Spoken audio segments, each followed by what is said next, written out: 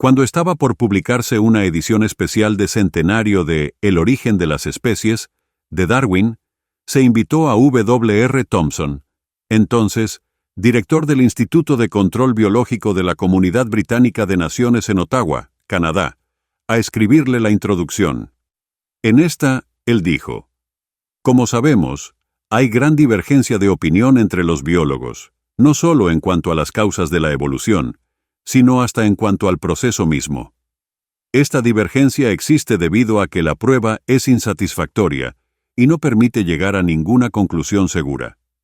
Por tanto, es correcto y apropiado llamar la atención del público no científico a los desacuerdos que existen respecto a la evolución. Capítulo 2. Desacuerdos sobre la evolución. ¿Por qué? Los apoyadores de la teoría de la evolución creen que esta es ahora un hecho establecido. Creen que la evolución es un suceso real, una realidad, una verdad, según un diccionario define la palabra hecho. ¿Pero es eso? Por ejemplo, hubo un tiempo en que se creía que la Tierra era plana. Ahora ha quedado establecido con certeza que tiene forma esférica. Eso es un hecho. Hubo un tiempo en que se creía que la Tierra era el centro del universo, y que los cielos giraban alrededor de la Tierra. Ahora sabemos de fijo que la Tierra gira en una órbita alrededor del Sol. Esto, también, es un hecho.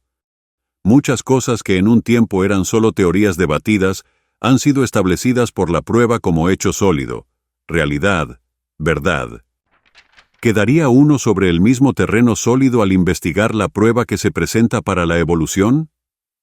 Es interesante el hecho de que, desde la publicación del libro de Charles Darwin, El origen de las especies en 1859, varios aspectos de la teoría han sido asunto de considerable desacuerdo hasta entre prominentes científicos evolucionistas. Hoy esa disputa es más intensa que nunca, y es iluminador considerar lo que defensores mismos de la evolución dicen acerca de ese asunto. La evolución bajo ataque. La revista científica Discover planteó la situación de este modo. La evolución no se halla solo bajo ataque por cristianos fundamentalistas, sino que también está siendo cuestionada por científicos de reputación. Entre los paleontólogos, científicos que estudian el registro fósil, aumenta el disentimiento respecto al punto de vista general del darwinismo. Francis Hitching, evolucionista y autor del libro The Neck of the Giraffe, El cuello de la jirafa, declaró: después de Centuria y Cuarto, el darwinismo, a pesar de la aceptación de que es objeto en el mundo científico como el gran principio unificador de la biología, afronta una sorprendente multitud de dificultades. Después de una importante conferencia de unos 150 especialistas en la evolución, celebrada en Chicago, Illinois, EUA, un informe llegó a esta conclusión. La evolución está experimentando su más amplia y más profunda revolución en casi 50 años.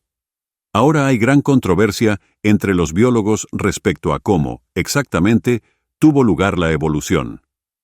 No estaba a la vista ninguna resolución clara de las controversias. El paleontólogo Niles Eldredge, prominente evolucionista, dijo: la duda que ha penetrado en la previa certidumbre cómoda y satisfecha que en los últimos 20 años exhibió la biología evolucionista ha encendido las pasiones. Habló de la falta de acuerdo completo hasta en el mismo seno de los bandos en contienda, y añadió que, en estos días la situación ciertamente es turbulenta. A veces parece que hay tantas variaciones sobre cada tema, evolucionista, como biólogos hay individualmente. Un escritor del periódico Times de Londres, Christopher Booker, quien acepta la evolución, dijo esto acerca de esta: era una teoría hermosamente simple y atractiva. Lo único que pasaba era que, como por lo menos en parte Darwin mismo sabía, estaba llena de huecos de tamaño colosal.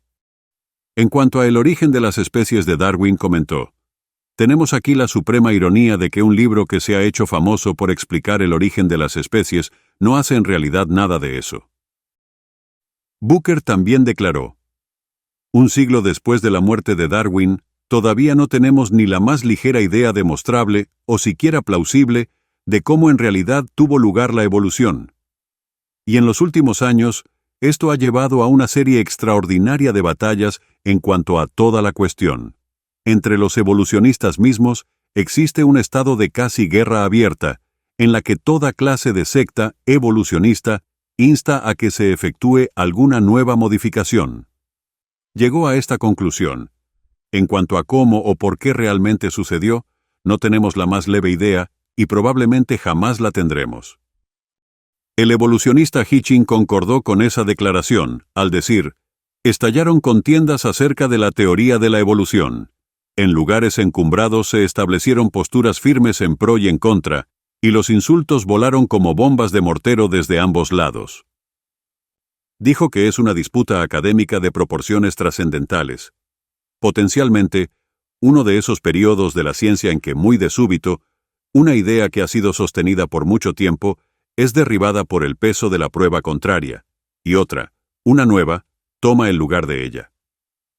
Y la revista británica New Scientist declaró que una cantidad creciente de científicos, y más particularmente un número aumentante de evolucionistas, presentan el argumento de que la teoría evolucionista darwiniana no es de modo alguno una teoría genuinamente científica.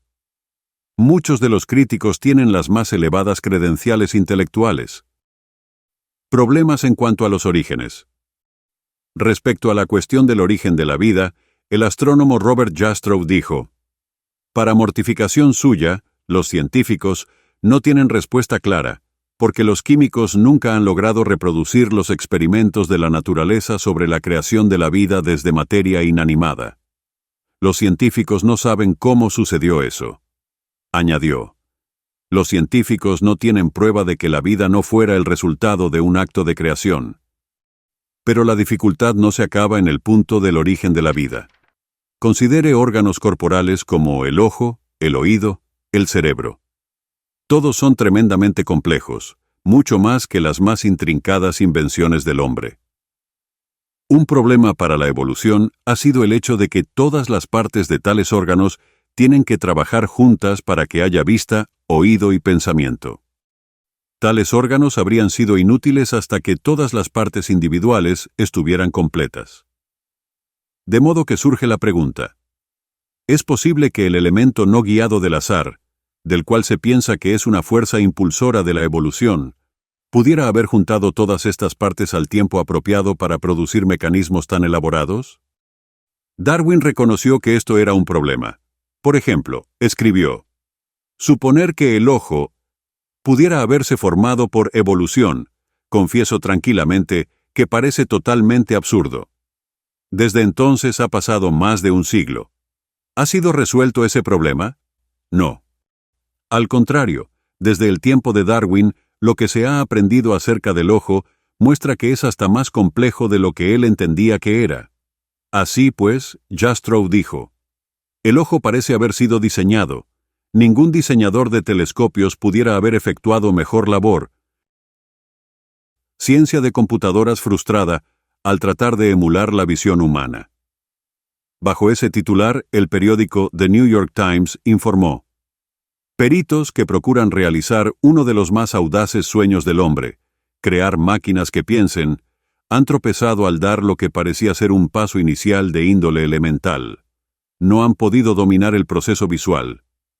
Después de 2 décadas de investigación, todavía no han logrado enseñar a las máquinas el acto aparentemente sencillo de poder reconocer objetos corrientes y distinguir entre unos y otros. En vez de eso, han adquirido un nuevo y profundo respeto a las complejidades de la vista humana. La retina humana es la envidia de los científicos que crean computadoras. Sus 100 millones de bastoncillos y conos y sus capas de neuronas ejecutan por lo menos 10.000 millones de cálculos por segundo. Si esto es así respecto al ojo, entonces, ¿qué hay del cerebro humano? Puesto que ni siquiera una máquina sencilla evoluciona aleatoriamente, al azar, ¿cómo puede ser un hecho el que el cerebro, que es infinitamente más complejo, haya hecho eso? Jastrow llegó a esta conclusión. Es difícil aceptar la evolución del ojo humano como producto del azar. Más difícil aún es aceptar la evolución de la inteligencia humana como producto de trastornos aleatorios en las células cerebrales de nuestros antepasados. Problemas en cuanto a los fósiles. Los científicos han desenterrado millones de huesos y otras indicaciones de vida pasada, y a estos se llama fósiles. Si la evolución fuera realidad, de seguro en todo esto debería haber prueba amplia de que una clase de organismo viviente evolucionó en otra clase o género de vida. Pero la publicación Bulletin del Museo Field de Historia Natural de Chicago comentó: la teoría de evolución de Darwin siempre ha estado estrechamente relacionada con prueba procedente de los fósiles, y probablemente la mayoría de la gente supone que los fósiles suministran una parte muy importante del argumento general que se presenta a favor de las interpretaciones darwinianas de la historia de la vida. Por desgracia, esto no es rigurosamente verdadero. ¿Por qué no? El boletín pasó a decir que Darwin quedó desconcertado por el registro fósil porque no presentaba la apariencia que él había predicho que presentaría. En aquel tiempo, tal como ahora, el registro geológico no presentó una cadena delicadamente graduada de una evolución lenta y progresiva. De hecho, ahora, después de más de un siglo de recogimiento de fósiles, tenemos hasta menos ejemplos de transición evolutiva de los que teníamos en el tiempo de Darwin, explicó el boletín. ¿Por qué se dice esto? Porque la prueba fósil que hay disponible hoy, que es más abundante, muestra que algunos de los ejemplos que solían emplearse como apoyo para la evolución no le dan tal apoyo de manera alguna. El que la prueba fósil no apoye una evolución gradual ha perturbado a muchos evolucionistas. En The New Evolutionary Timetable, el nuevo horario evolucionista, Stephen Stanley habló sobre el fracaso general del registro en cuanto a desplegar transiciones graduales entre los grupos principales, de uno a otro. Dijo: el registro fósil conocido no concuerda, ni ha concordado jamás, con una evolución lenta.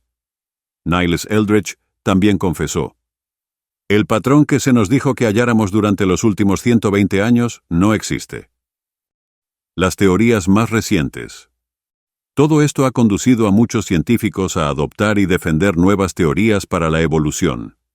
La revista Science Digest lo expresó de este modo: algunos científicos están proponiendo cambios evolutivos más rápidos aún, y ahora consideran muy en serio ideas que en el pasado solo se popularizaban en la ficción. Por ejemplo, algunos científicos han llegado a la conclusión de que la vida no pudo haber surgido espontáneamente en la Tierra. En vez de creer eso, teorizan que tiene que haberse originado en el espacio sideral y entonces haber bajado flotando a la Tierra. Pero eso solo empuja más hacia atrás, y hasta un escenario más prohibitivo, el problema del origen de la vida. Los peligros con que se enfrenta la vida en el ambiente hostil del espacio sideral son bien conocidos. Entonces, es probable que la vida haya empezado espontáneamente en algún otro lugar en el universo y sobrevivido en medio de tales duras condiciones para llegar a la Tierra y después haberse desarrollado en la vida como la conocemos. Puesto que el registro fósil no muestra un desarrollo gradual de la vida desde un tipo de vida a otro, algunos evolucionistas teorizan que eso tiene que haber sucedido a saltos y trompicones, y no a un paso lento y constante. Como explica la obra enciclopédica The World Book Encyclopedia. Muchos biólogos piensan que el surgimiento de nuevas especies puede ser el producto de cambios súbitos y drásticos en los genes.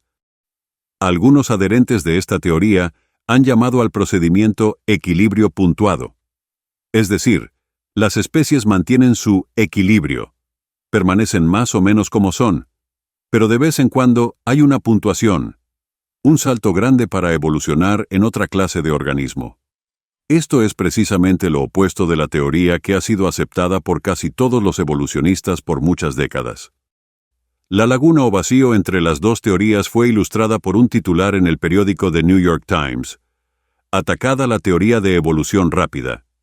El artículo señaló que la idea más reciente, la del equilibrio puntuado, ha despertado nueva oposición entre los que se apegan al punto de vista tradicional.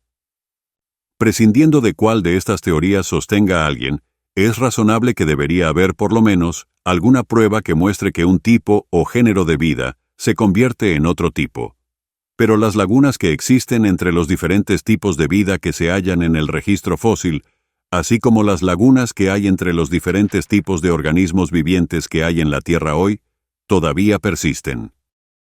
Además, es revelador ver lo que le ha sucedido a la idea de Darwin, por tanto tiempo aceptada, acerca de la supervivencia del más apto. A esto él llamó selección natural. Es decir, él creía que la naturaleza seleccionaba a los más aptos de los organismos vivientes para que sobrevivieran. A medida que supuestamente estos aptos adquirían nuevos rasgos ventajosos, evolucionaban lentamente. Pero la evidencia de los pasados 125 años muestra que, aunque bien puede ser que los más aptos sobrevivan, esto no explica cómo llegaron. Un león puede ser más apto que otro león, pero eso no explica cómo llegó a ser león. Y toda su prole todavía se compondrá de leones, no de otra clase de animal. Por eso, en la revista Harper's, el escritor Tom Bethel comentó: Darwin cometió un error lo suficientemente serio como para socavar su teoría. Y solo recientemente se ha reconocido como tal ese error. Un organismo ciertamente puede ser más apto que otro. Por supuesto, esto no es algo que ayude a crear al organismo. Queda claro, me parece, que había algo muy equivocado en tal idea. Bethel añadió: según lo veo yo, la conclusión es bastante asombrosa. La teoría de Darwin, creo yo, está a punto de desplomarse. ¿Hecho o teoría? Resumiendo algunos de los problemas no resueltos a que se encara la evolución, Francis Hitching declaró: en tres áreas cruciales en las cuales la teoría moderna de la evolución puede ser sometida a prueba, ha fracasado. El registro fósil revela un patrón de saltos evolutivos más bien que de cambio gradual. Los genes son un poderoso mecanismo estabilizador, cuya función principal es impedir la evolución de nuevas formas.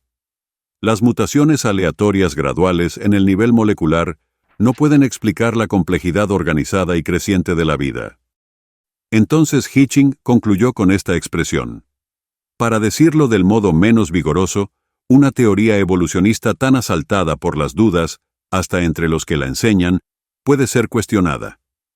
Si el darwinismo es en realidad el gran principio unificador de la biología, abarca áreas de ignorancia extraordinariamente grandes.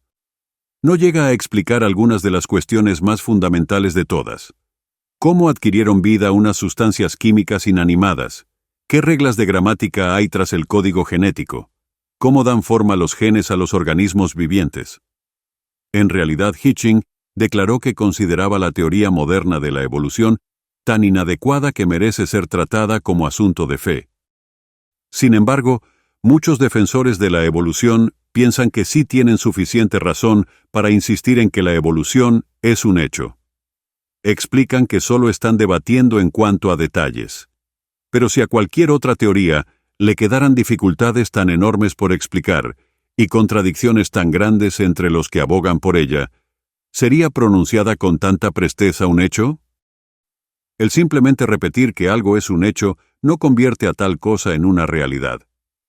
Como escribió en el periódico The Guardian, de Londres, el biólogo John R. Durant, muchos científicos sucumben a la tentación de ser dogmáticos.